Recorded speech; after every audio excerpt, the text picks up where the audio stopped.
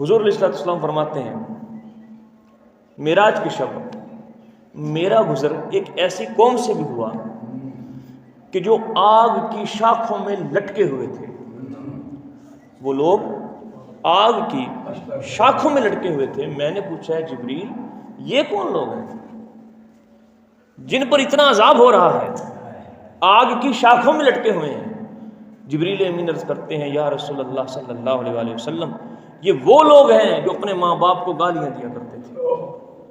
یہ وہ بدبخت ہیں جو اپنے ماں باپ کو برا بھلا کہا کرتے تھے. ان کو عذاب ہو رہا ہے. اور اللہ تعالیٰ نے قرآن پاک میں فرمایا فلا تقل لہما اف ولا تنہرہما, فرمایا اپنے ماں باپ کو اف بھی نہ کرو, اپنے ماں باپ کو اف بھی نہ کرو. اف کی اس لفظ اف کی تفسیر کرتے ہوئے اس لفظ اف کی تفسیر کرتے ہوئے مفسرین فرماتے ہیں اف کی آواز پتہ کتنی ہے؟ فرمایا جتنا بندہ آہستگی سے سانس لیتا ہے نا, آہستگی سے سانس لیا جائے تو ساتھ والے کو پتہ نہیں چلتا. آہستگی سے سانس لینے کی جتنی آواز ہے اتنی اف کی آواز ہے. اللہ تعالیٰ فرما رہا ہے اپنے والدین کو اف بھی نہ کرو. کتنا ادب میرے آقا علیہ السلام نے والدین کا سکھایا. فرمایا وَقُلْ لَهُمَا قَوْلًا كَرِيمًا, فرمایا جب تم ان دونوں سے بات کرو کیسے کرنی ہے؟ قولاً کریماً, بڑے ہی پیار بھرے لہجے میں اور بڑے ہی نرم لہجے میں بات کرنی ہے. یہ میرے آقا و مولا حضور نبی عالم صلی اللہ علیہ وسلم نے ماں باپ کے ساتھ بات کرنے کا ہمیں سلیقہ سکھایا. اللہ عز و جل نے ماں باپ کے ساتھ بات کرنے کا سلیقہ سکھایا. اپنے محبوب کو حکم فرمایا, محبوب اپنے امتیوں کو فرمائیے کہ اپنے ماں باپ کو اف بھی نہ کہیں اور جب ان سے بات کریں تو بڑے پیار بھرے لہجے میں بات کریں. اور مفسرین فرماتے ہیں اس آیت کے تحت کہ ماں باپ سے جب مخاطب ہونا ہے تو کیسے بات کرنی, کیا اپنا روب جھاڑنا ہے, کیا انہیں حکم دینا ہے؟ اور میں نہیں, ماں باپ کی بارگاہ میں ایسے حاضر ہو جیسے فقیر بادشاہ کی بارگاہ میں حاضر ہوتا ہے. اور ماں باپ سے جب بات کرو, بات کرنے سے پہلے ماں باپ سے اجازت طلب کرو. ابا جی مجھے اس بات کرنے کی اجازت ہے, میں آپ سے بات کرنا چاہتا ہوں, آپ مجھے اجازت عطا فرماتے ہیں؟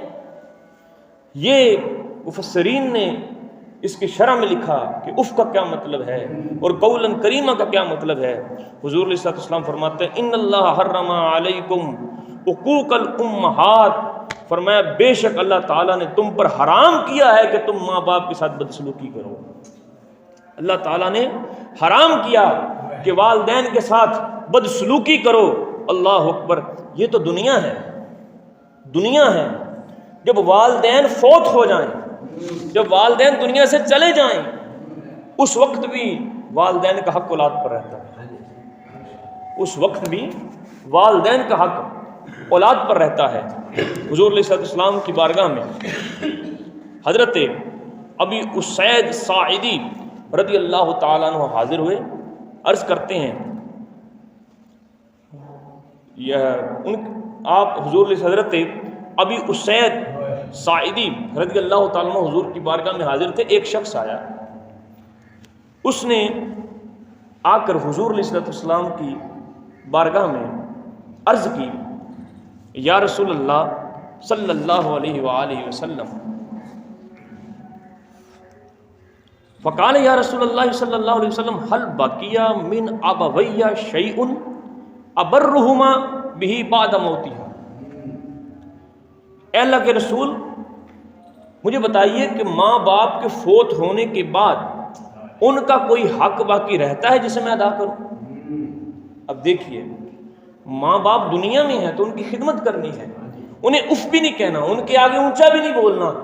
فرمایا ماں باپ اگر فوت ہو جائیں تو اس کے بعد بھی اولاد پر حق ہے. اب وہ حضور سے پوچھ رہے ہیں حضور میرا کون سا حق ہے جو میرے ماں باپ کا مجھ پر ہے؟ آپ مجھے ارشاد فرمائیے. میرے آقا فرماتے ہیں اے میرے صحابی, قال نعم, ہاں ان کا تجھ پر حق ہے. کون سا حق ہے؟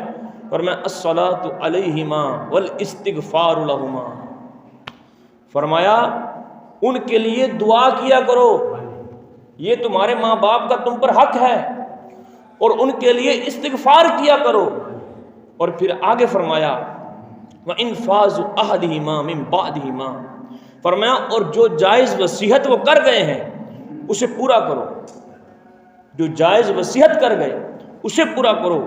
وَصِلَةُ الرَّحِمِ الَّتِي لَا تُوصَلُ إِلَّا بِهِمَا، فرمایا اور والدین سے جن لوگوں کا رشتہ داری کا تعلق تھا، والدین کے جو سنگی تھے، جو دوست تھے، جو بیلی تھے، جو آپ کی ماں کی سہیلیاں تھیں، فرمایا ان کے ساتھ بھی حسن سلوک کے ساتھ پیش آؤ، ان کی بھی عزت کرو.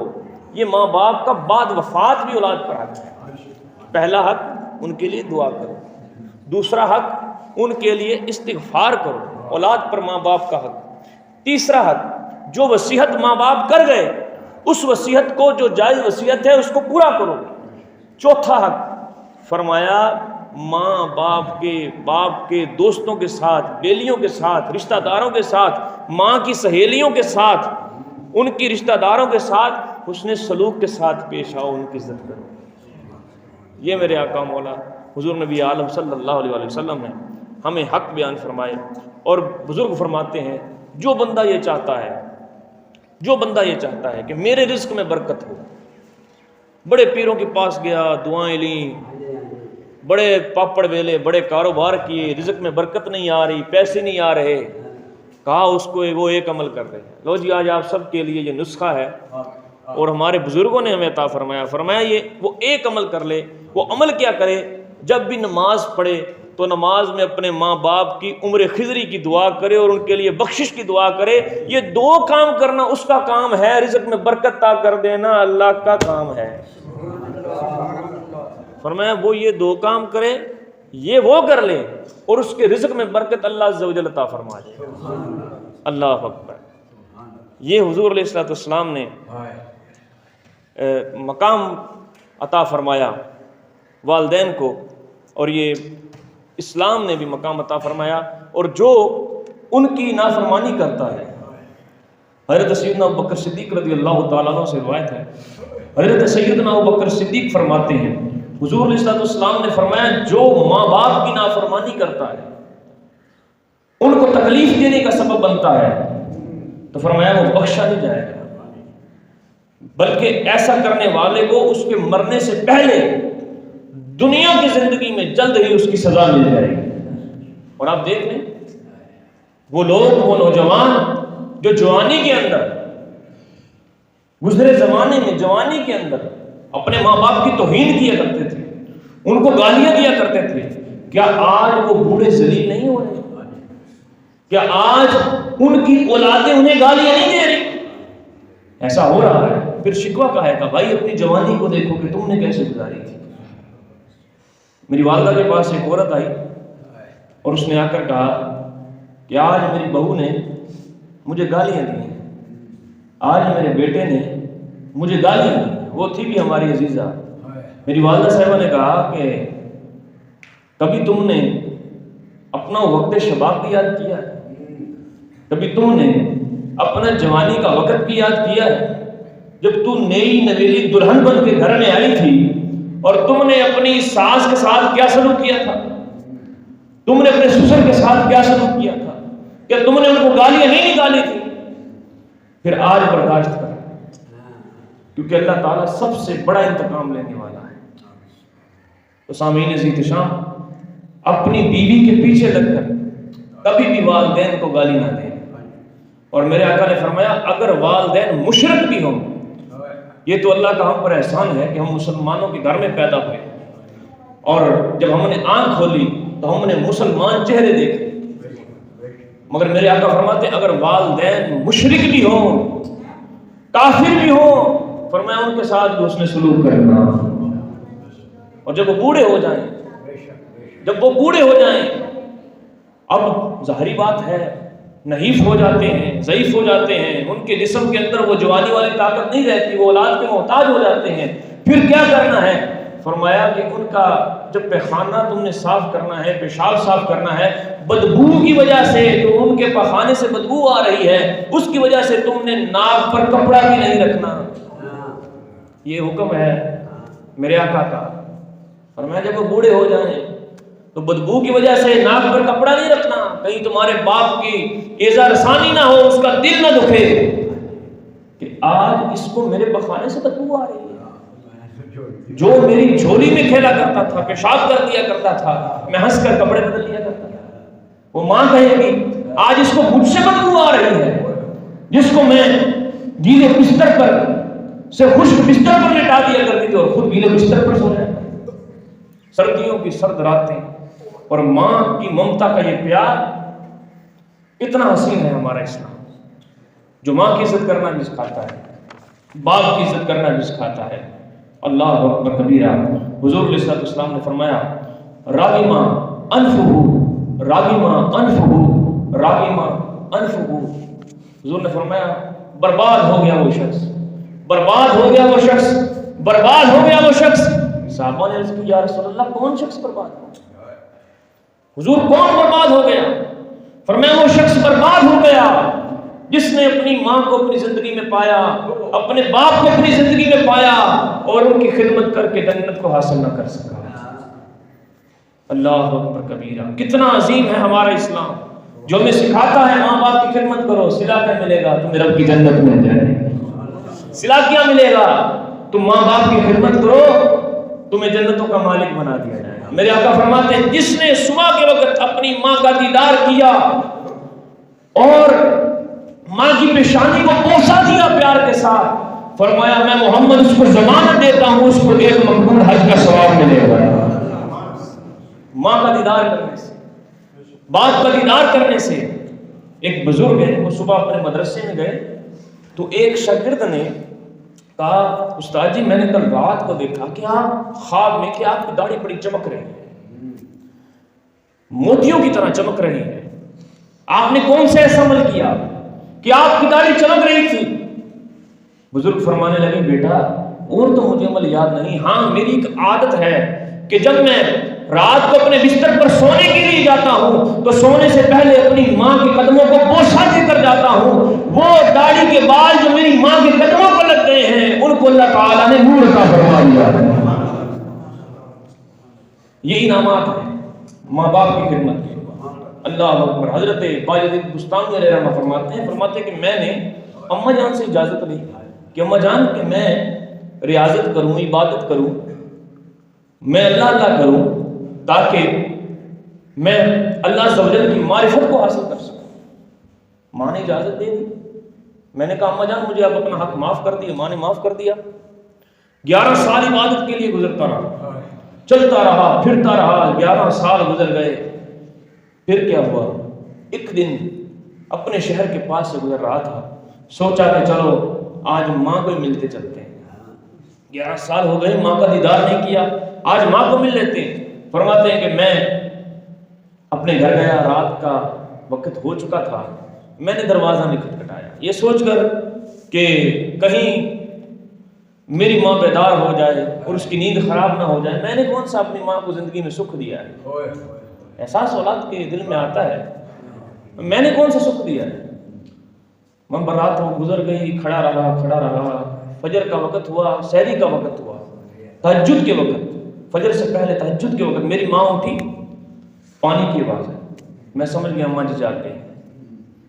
میں انتظار کر رہا تھا، اماں جی نے وضو کیا، وضو کے بعد نماز پڑھی، نماز کے بعد میں نے جب یہ محسوس کر لیا کہ اماں جی فارغ ہو چکی ہوں گی تو میں نے دروازہ کھٹکھٹایا۔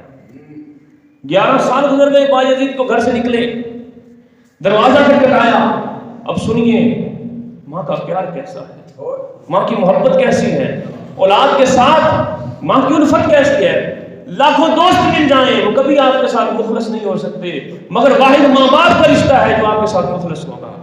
فرمایا کہ 11 سال کے بعد میں نے دروازہ کھٹکھٹایا، اندر سے ماں کی آواز آئی، باجزید ٹھہر جا میں آ رہی ہوں۔ 11 سال کے بعد دروازہ کھٹکھٹایا تو ماں پہچان گئی کہ یہ اور نہیں ہے، میرا باجزید کھٹکھٹا رہا ہے۔ ماں نے دروازہ کھولا، دروازہ کھولنے کے بعد پوچھا کہ رب کو ڈھونڈنے گیا تھا، رب ملا کہ نہیں ملا؟ رب کو ڈھونڈنے گیا تھا، رب ملا کہ نہیں ملا؟ رب کی معرفت حاصل ہوئی کہ نہ ہوئی؟ اماں جان رب کی معرفت حاصل نہیں ہوئی. ماں کی آنکھوں سے آنسو آئے.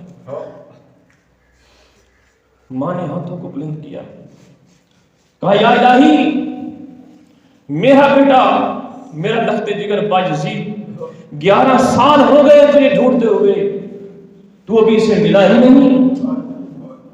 فرمایا ماں نے یہ دعا کرنی تھی, میری چیخیں نکل گئی, میں ماں کے قدموں میں گرا اور کہا اماں جان, جس خدا کو میں پہاڑوں میں ڈھونڈتا رہا, جنگلوں میں ڈھونڈتا رہا, مجھے وہاں تو نہ ملا, آج تیرے قدموں میں مل گیا. یہ ماں کی خدمت کا صلہ ہے. ماں کی قدموں سے ہمیں جنت بھی ملتی ہے. ماں کی قدموں میں رہیں, ماں کی خدمت میں رہیں تو ہمیں اللہ بھی مل جاتا ہے, اللہ کا رسول بھی مل جاتا ہے. اللہ اکبر کبیرہ.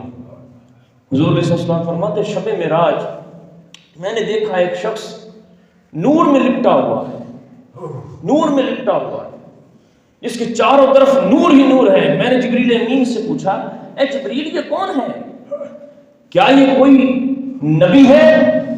جبریل امین کا عرض کرتے ہیں یا رسول اللہ نہیں, یہ نبی تو نہیں ہے. پھر کون, کیا یہ کوئی ولی ہے؟ حضور ولی بھی نہیں ہے. کیا کوئی عظیم فرشتہ ہے؟ نہیں, فرشتہ بھی نہیں ہے. اے جبریل پھر یہ کون ہے؟ فرمایا یا رسول اللہ یہ وہ ہے جس نے کبھی بھی اپنے ماں باپ کو گالی نہیں دی تھی. یہ وہ شخص ہے جس نے کبھی بھی اپنے ماں باپ کو جھڑکا نہیں تھا, اس نے جب بھی بولا تو اپنے ماں باپ کے ساتھ بھلائی والا بولا تھا. دوستان گرامی, اس سے یہ پتہ چلا کہ جو ماں باپ کی خدمت کرتا ہے حضور فرماتے ہیں وہ قطعی جنتی ہے. اور حضور فرماتے ہیں وہ جنتی ہی نہیں بلکہ وہ بروز قیامت جنت میں نور میں لپٹا ہوا ہوگا. اللہ اکبر کبیرہ. یہ وہ دوسرا